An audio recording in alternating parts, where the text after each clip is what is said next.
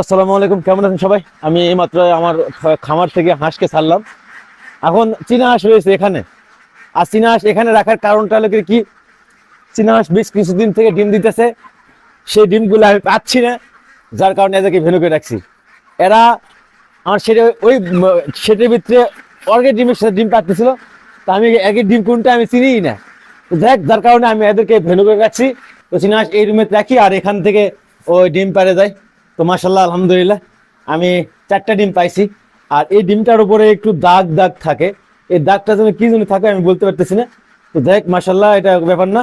তো এই দাগগুলো আমি উঠে উঠে দিই। তো এই ডিমগুলো এইভাবে ওর ওই বেশি হাঁসের ভিতরে পারে। আর আমি এই দুই চার দিন এখানে ডিমের এরকম থাকতেছিল, সেটা উঠে উঠে দিচ্ছিলাম।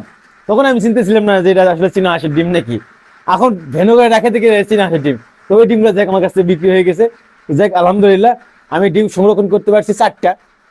তো এই 4টা দিয়ে ইনশাল্লাহ আস্তে আস্তে হবে। একটা হাঁস ডিম পারতেছে, আর তার থেকে ডিম পাইছি আমি 4টা সংরক্ষণ করতে পারছি। তো আলহামদুলিল্লাহ, আমি দেখি আমি আপনাদেরকে ডিম কয়টা সংরক্ষণ করতে পারি। এবং আমার চীনা হাঁস ভালো আছে, সুস্থ আছে।